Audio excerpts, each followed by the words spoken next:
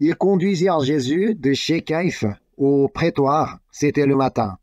Ils n'entrèrent point eux-mêmes dans le prétoire, afin de ne pas se souiller et de pouvoir manger la Pâque. Pilate sortit donc pour aller à eux, et il dit, quelle accusation portez-vous contre cet homme? Ils lui répondirent, si ce n'était pas un malfaiteur, nous ne te l'aurions pas livré. Sur quoi Pilate leur dit, prenez-le vous-même et jugez-le selon votre loi. Les Juifs lui dirent, il ne nous est pas permis de mettre personne à mort. C'était afin que s'accomplît la parole que Jésus avait dite lorsqu'il indiqua de quelle mort il devait mourir. Pilate rentra dans le prétoire, appela Jésus et lui dit, es-tu le roi des Juifs? Jésus répondit, est-ce toi-même que tu dis cela, ou d'autres te l'ont dit de moi? Pilate répondit, moi, suis-je juif? Ta nation et les principaux sacrificateurs t'ont livré à moi. Qu'as-tu fait? Mon royaume n'est pas de ce monde, répondit Jésus. Si mon royaume était de ce monde, mes serviteurs auraient combattu pour moi afin que je ne fusse pas livré aux Juifs. Mais maintenant, mon royaume n'est point d'ici-bas. Pilate lui dit, tu es donc roi? Jésus répondit, tu le dis, je suis roi. Je suis né et je suis venu dans le monde pour rendre témoignage à la vérité. Quiconque est de la vérité, écoute ma voix. Pilate lui dit, qu'est-ce que la vérité? Après avoir dit cela, il sortit de nouveau pour aller vers les Juifs, et il leur dit, je ne trouve aucun crime en lui. Mais comme c'est parmi vous une coutume que je vous relâche quelqu'un à la fête de Pâques, voulez-vous que je vous relâche le roi des Juifs? Alors de nouveau, tous s'écrièrent, non pas lui, mais Barabbas. Or, Barabbas était un brigand. Amen. Nous reprenons donc la suite de ce qu'on a vu la semaine dernière. Jésus est arrêté et emmené d'abord chez Caïphe et ensuite au prétoire pour être entendu par Pilate. Généralement, nous connaissons bien cette histoire où Jésus est arrêté, Jésus a été maltraité, Jésus a été fouetté, comme quoi Jésus a été crucifié. Mais ce qui est important, c'est que lorsque toutes ces histoires, donc tout ce qui s'est passé au dernier moment avec Jésus, c'est vrai, la mort de Jésus c'est vraiment très important, c'est vraiment au noyau de l'évangile. Mais avec toutes ces histoires qui se passent avant la mort de Jésus, ce n'est pas pour rien. C'est la raison pour laquelle nous étudions donc étape par étape donc tout ce que Jésus a subi, tout ce qui s'est passé avant qu'il soit mis à mort. C'est pourquoi donc, nous allons continuer à nous faire attention à ce que le texte nous dit jusqu'à ce que Jésus soit mis sur la croix. C'est sur quoi donc nous allons étudier aujourd'hui. Et c'est ainsi que donc le passage d'aujourd'hui commence. Donc on va regarder du verset 28. Ils conduisirent Jésus de chez Caïphe au prétoire. C'était le matin.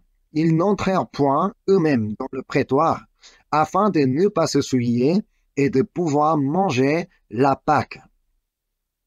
Peut-être en lisant ce passage, certains d'entre vous auraient posé cette question. Pourquoi entrer dans le prétoire serait une manière de se souiller?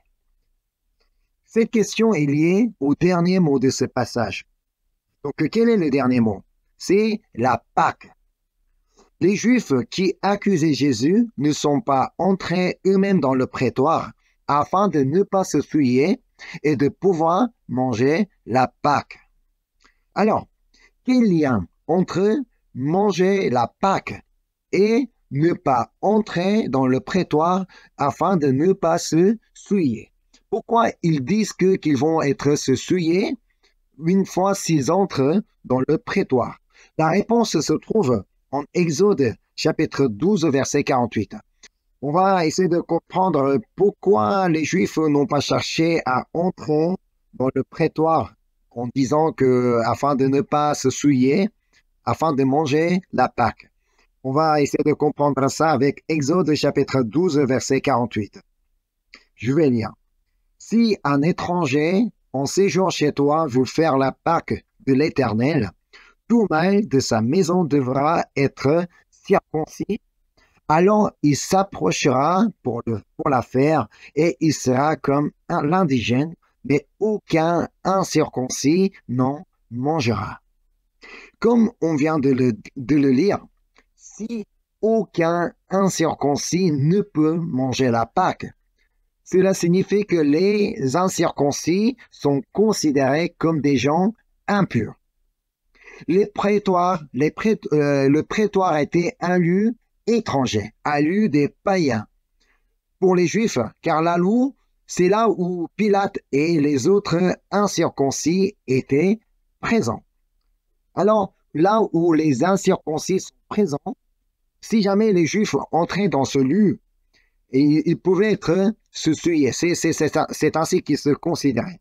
C'est la raison pour laquelle les Juifs sont restés à l'extérieur du prétoire afin de ne pas entrer dans le lieu des païens.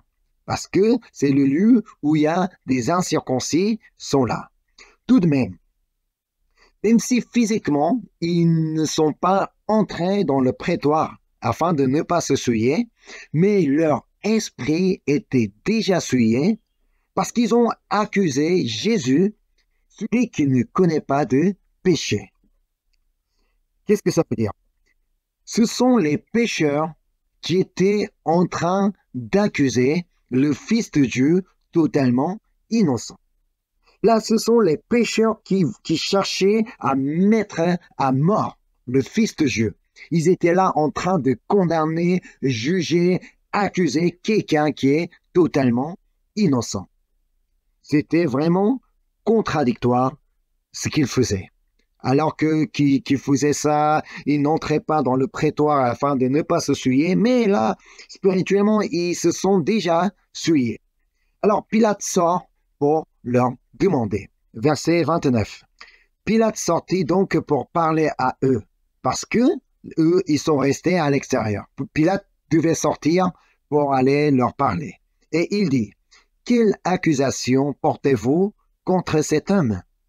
Et regardons ce qu'ils disent. Verset 30. Ils lui répondirent, « Si ce n'était pas un malfaiteur, nous ne te l'aurions pas livré. » Comme nous pouvons lire, leur accusation n'avait pas de sens. Ils sont tout simplement en train de dire que oui, Jésus est un malfaiteur, sinon on ne te l'aurait pas livré, sans préciser ce qu'il a fait de mauvais.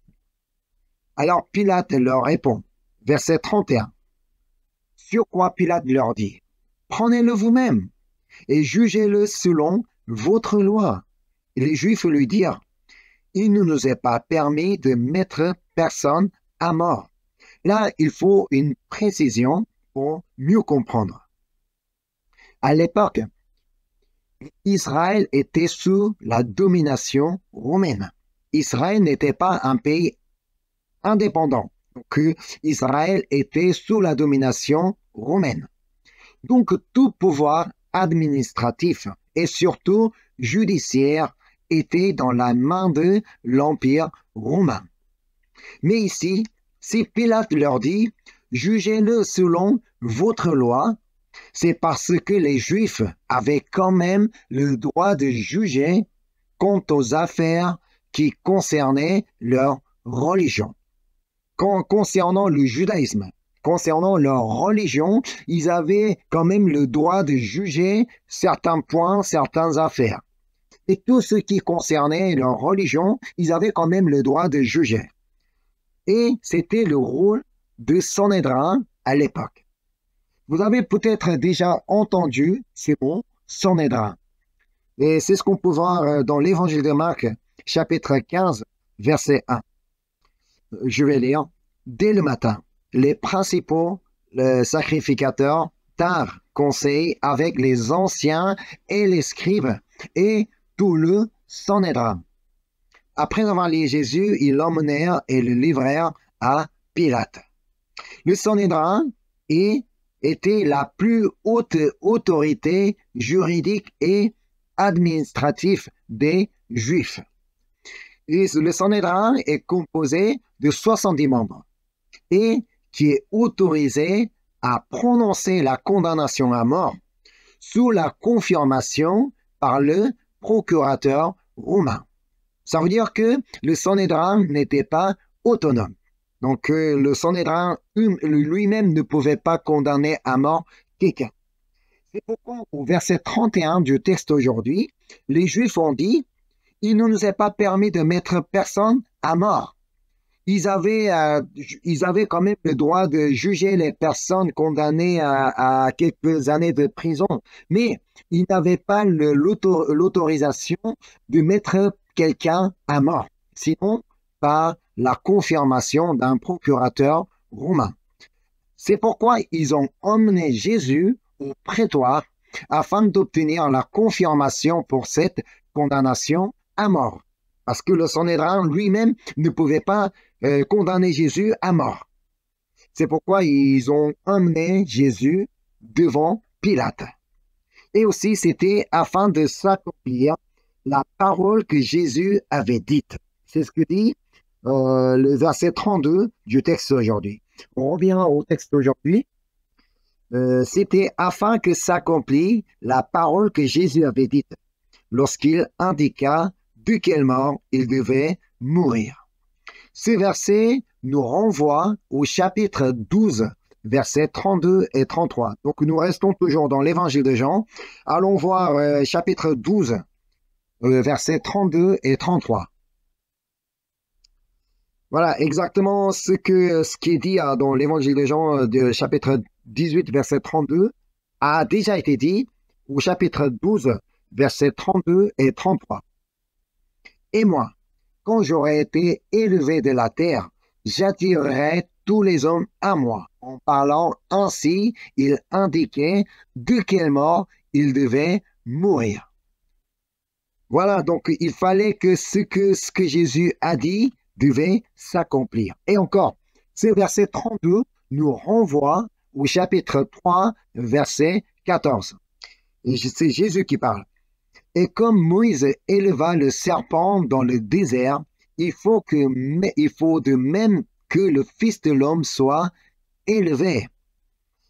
Qu'est-ce que ça veut dire? Élevé de la terre. Ça veut dire parce que Jésus sera crucifié, Jésus sera élevé de la terre. Donc, toutes ces paroles de Jésus étaient la prédiction de sa mort sur la croix.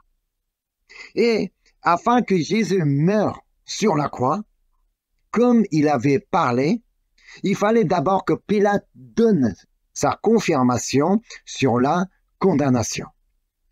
C'est ce que dit le texte aujourd'hui. Alors, Pilate rentre dans le prétoire pour poser des questions avant de donner sa confirmation.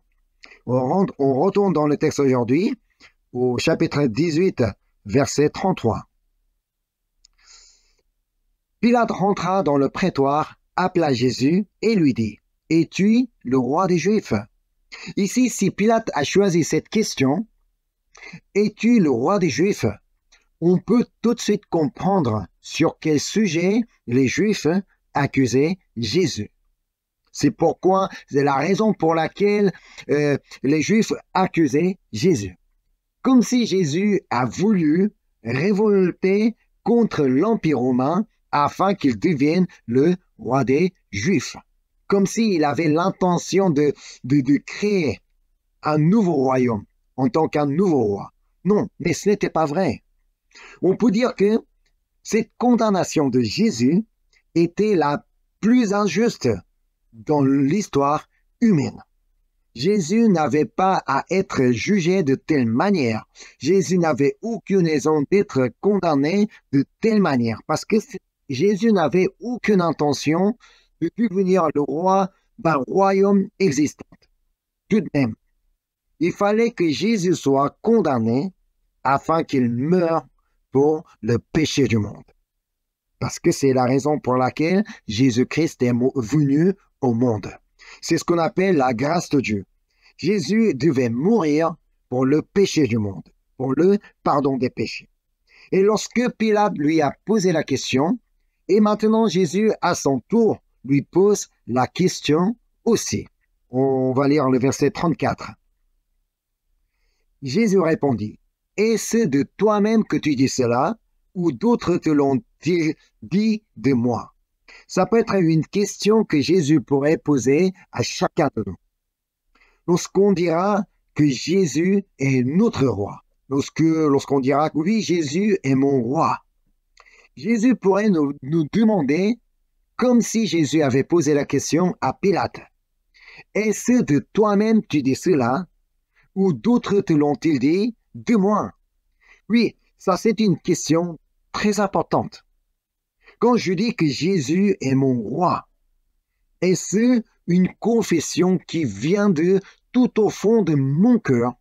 Est-ce que c'est vraiment une question, une confession personnelle, ou bien parce que j'ai l'habitude de le dire, qu'il est mon roi, que ce soit dans la louange, dans la prière, parce qu'à l'église, tout le monde dit que Jésus est le roi, moi aussi je dis que Jésus est le roi. Ça, c'est une question très importante. Est-ce que c'est vraiment une confession personnelle, ou bien parce que je le dis, parce que tous les chrétiens parlent comme ça?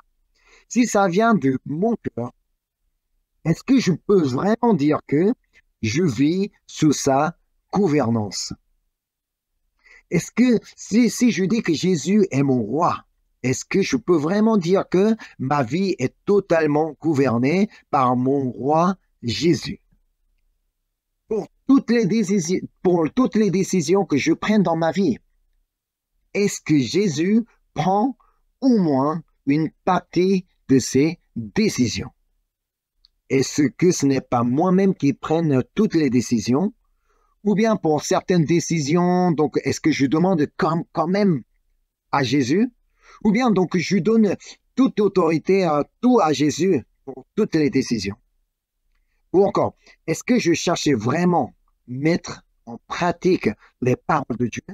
Parce que c'est mon roi qui me les a données.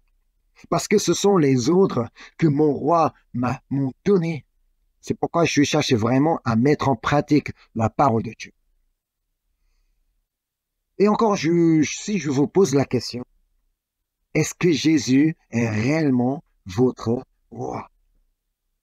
Mais peut-être en réalité, ce n'est pas vous qui lui donnez des choses à faire.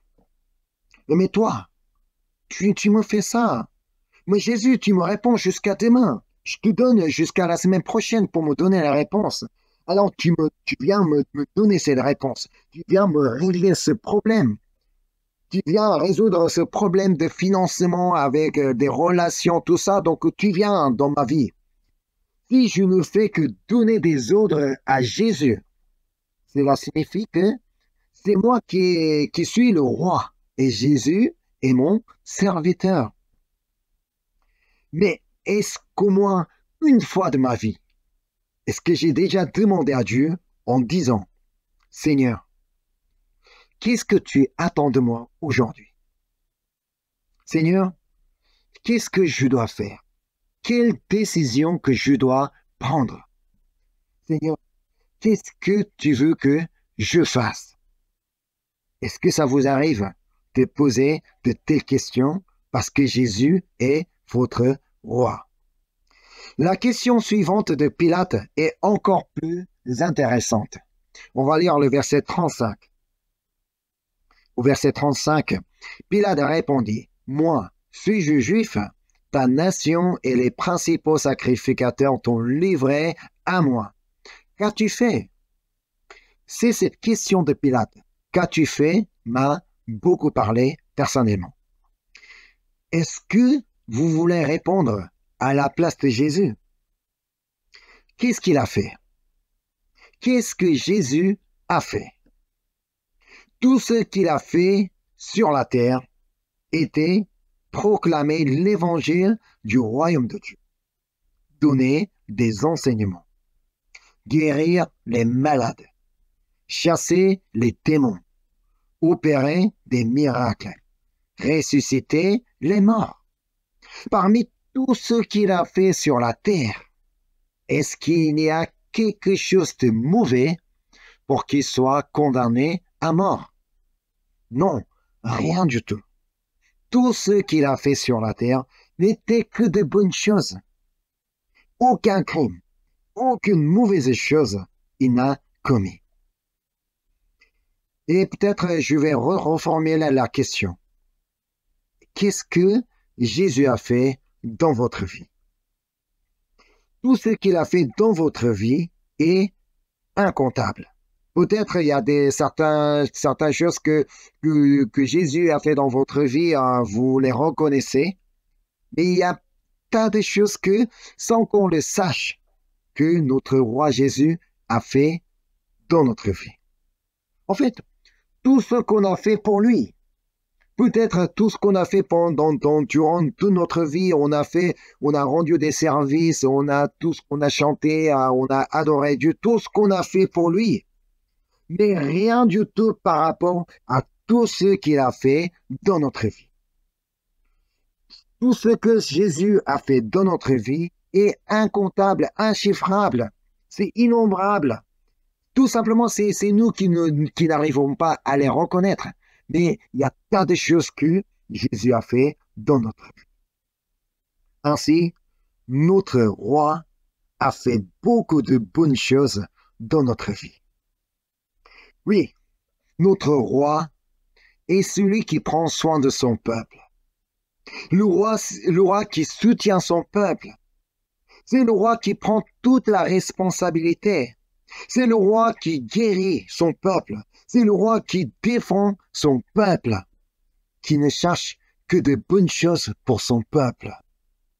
Il est le roi tout-puissant. C'est un roi d'amour, un roi miséricordieux. C'est un roi qui n'est jamais comparable avec quelque roi que ce soit. Le vrai roi des Juifs répond à la question de Pilate.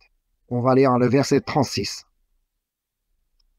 Mon royaume n'est pas de ce monde, répondit Jésus. Si mon royaume était de ce monde, mes serviteurs auraient combattu pour moi afin que je ne fusse pas livré aux Juifs. Mais maintenant, mon royaume n'est point d'ici-bas. Oui, Jésus est le roi. Nous sommes tous d'accord sur ce point. Oui, Jésus est le roi. Mais comme il a dit, son royaume n'est pas de ce monde. Jésus n'est pas venu dans ce monde afin de créer un nouveau royaume sur la terre. C'est pour cela que Jésus avait parlé ainsi. On va aller voir l'évangile de Luc, chapitre 17, verset 21. Je vais lire. On ne dira point, c'est Jésus qui parle, on ne dira point, il est ici ou il est là, car voici, le royaume de Dieu est au milieu de vous.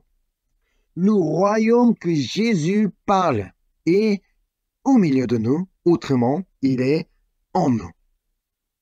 Le royaume que Jésus voulait établir est en nous. Il veut que son royaume soit établi en nous parce qu'il est notre roi. C'est pourquoi dans la prière que Jésus nous a apprise, notre Père, que ton règne vienne. Qu'est-ce que ça veut dire? Parce que le règne ne viendra pas forcément dans ce pays où nous habitons, mais parce que le règne devrait venir en nous, au milieu de nous. Mais les Juifs n'avaient pas compris le propos de Jésus. Et ils voulaient tout simplement le considérer comme un rebelle, parce qu'il dit qu'il est le roi des Juifs. Un rebelle qui a l'empire qui désire révolter pour sa nation, alors qu'il n'est pas vrai. C'est pourquoi Jésus dit dans le texte aujourd'hui, donc le verset 36 qu'on a lu tout à l'heure, « Mon royaume n'est pas de ce monde, répondit Jésus. Si mon royaume était de ce monde, mes serviteurs auraient combattu pour moi afin que je ne fusse pas livré aux Juifs. » Jésus a expliqué comme quoi il n'avait aucune intention de devenir le nouveau roi des Juifs en révoltant contre l'Empire. Le royaume qu'il parlait n'était pas le royaume où les gens habitent. Le royaume que Jésus parlait est un royaume qui s'établit dans notre cœur. Et encore, Jésus ne voulait pas dire que je deviendrais le roi des Juifs. parce qu'il est déjà le roi des Juifs. Il a été depuis toujours, et il est, et il sera toujours le roi des Juifs, et le roi de tout le monde. Alors Pilate reprend la parole. On va lire le verset 37. Pilate lui dit, tu es donc roi. Jésus répondit, tu le dis, je suis roi. Je suis né et je suis venu dans le monde pour rendre témoignage à la vérité. Quiconque est de la vérité, écoute ma voix. Jésus dit qu'il est roi parce que c'est la vérité. C'est la vérité qui ne change pas. C'est la vérité absolue que Jésus est le roi. Mais malheureusement, tout le monde, quant à la question de la vérité, tout le monde ne croit pas forcément la vérité. Car tout le monde croit plutôt ce qu'il veut croire. On ne cherche pas forcément croire à la vérité, mais on cherche à croire ce qu'on veut croire. La vérité n'est pas une question qui préoccupe. On veut toujours croire ce qu'on veut croire, c'est tout. Par exemple, quand vous entendez la rumeur de quelqu'un, la rumeur de quelqu'un que vous connaissez, la rumeur d'une star Hollywood, la rumeur de quelqu'un de mon pays, tout ça, est-ce que vous vous posez la question si c'est vrai? Est-ce que si c'est la vérité? Non. Souvent, on la prend telle qu'elle est dite. On ne se pose pas la question sur la véracité. Quand on entend parler de quelqu'un, oui, lui, il a fait comme ça. Nous, on la prend tout de suite comme ça. Ah oui, non, mais lui, comment il peut faire ça? Non, sans poser la question si c'est vrai ou pas. C'est pourquoi donc on va aller voir Proverbe chapitre 26, verset 22. Je vais lire. Les paroles du rapporteur sont comme des friandises. Elles descendent jusqu'au fond des entrailles. Oui, c'est vrai, dans notre vie, nous rencontrons toujours des rapporteurs. Et on reçoit beaucoup trop facilement les paroles du rapporteur comme des friandises sans aucune difficulté, sans poser la question sur sa véracité. On l'apprend tel que nous l'avons entendu. Et après, on dira comme Pilate, exactement comme Pilate a dit. Et Jean, on revient dans le texte aujourd'hui, Jean 18, verset 38. Qu'est-ce que Pilate dit? Pilate lui dit, qu'est-ce que la vérité? Ici, il n'a pas posé la question pour savoir ce qu'est vraiment la vérité. Sinon, il aurait cherché à connaître ce qu'est la vérité. Ben, il va rester auprès de Jésus pour savoir, mais qu'est-ce que la vérité que tu parles? Est-ce que tu peux m'expliquer? Il aurait posé la question, mais regardons ce qu'il fait. Pilate lui dit, qu'est-ce que la vérité?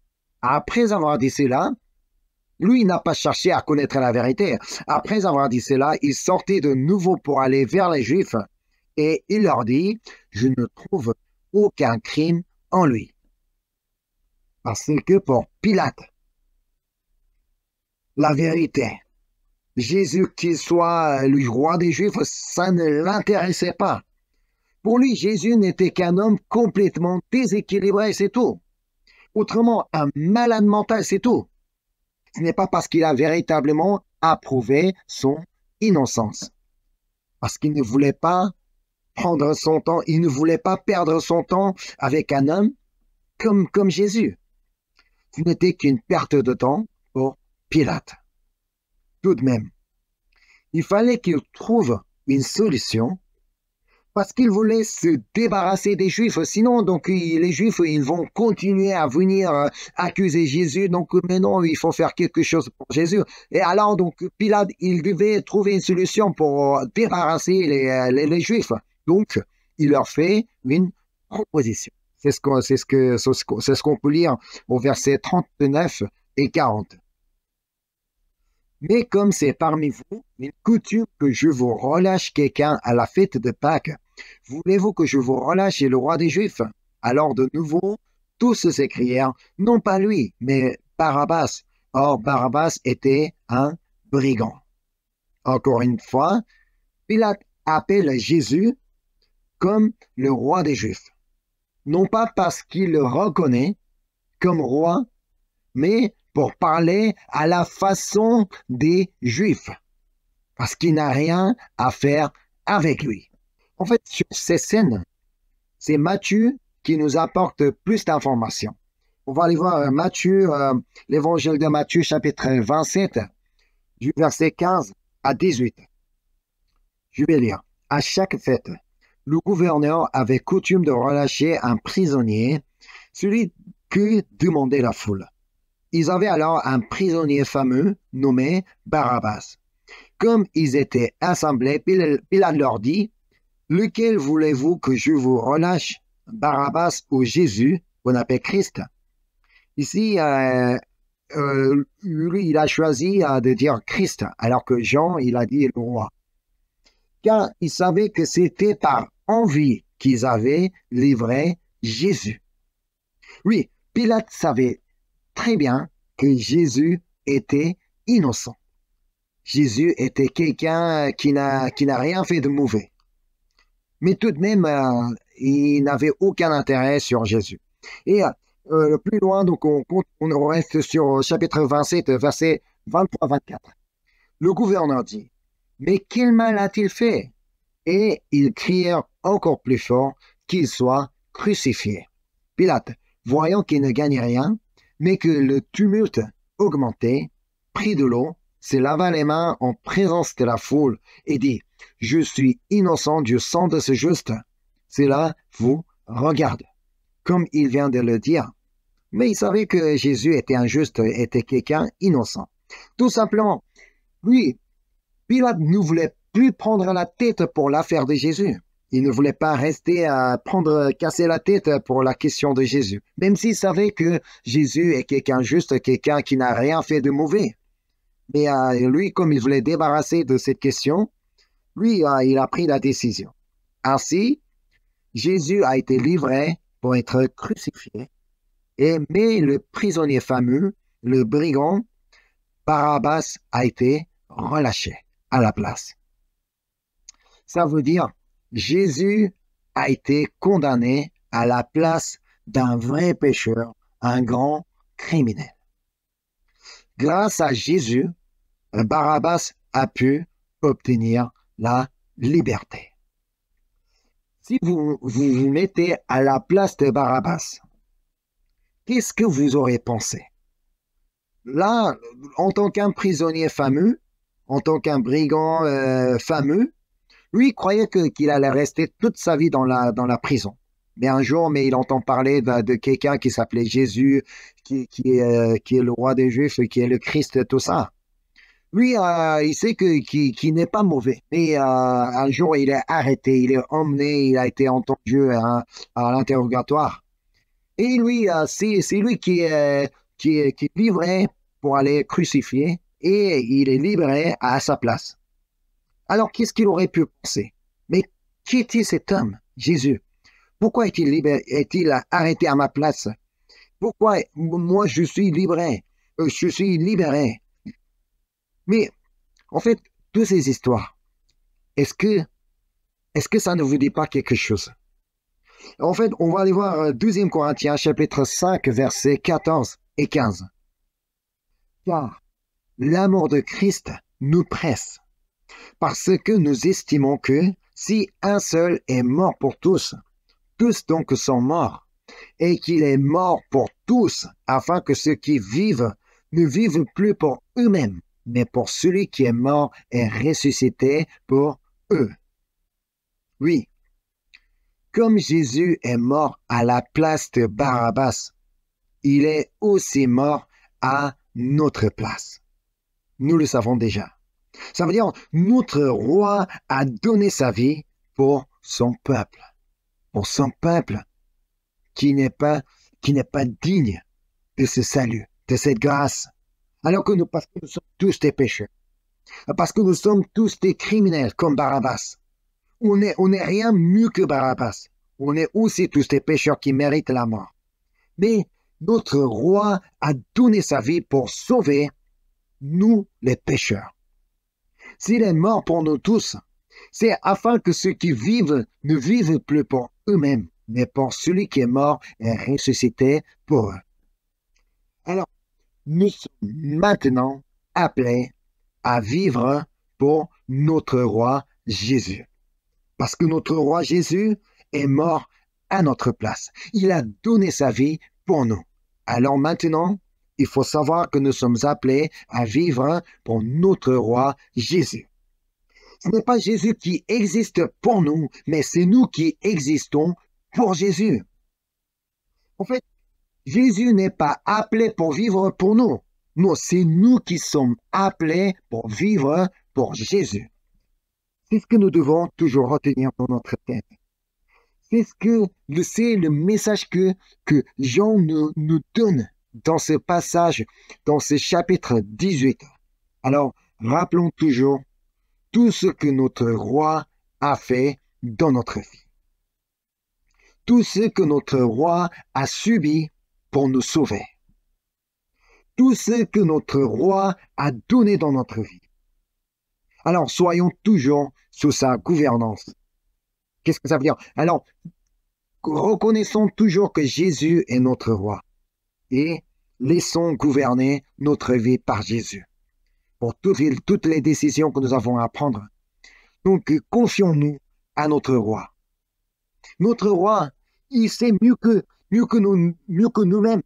Il sait mieux que nous-mêmes sur notre vie, sur notre situation. Il connaît vraiment tout de nous.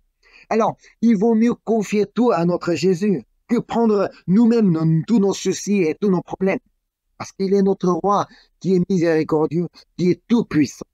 Alors, soyons toujours sous sa gouvernance, car il est le roi sur qui on peut vraiment compter. Amen. À partir d'aujourd'hui, vraiment prenons la décision que vivre sous la gouvernance de Jésus, parce qu'il est le roi, il est notre roi. Et rappelons toujours tout ce que notre roi a fait dans notre vie. Et surtout, que notre roi a donné sa vie pour nous. Je vais prier. Merci Seigneur. Merci Seigneur parce que tu es notre roi. Merci Seigneur parce que tu es notre roi miséricordieux et tout-puissant.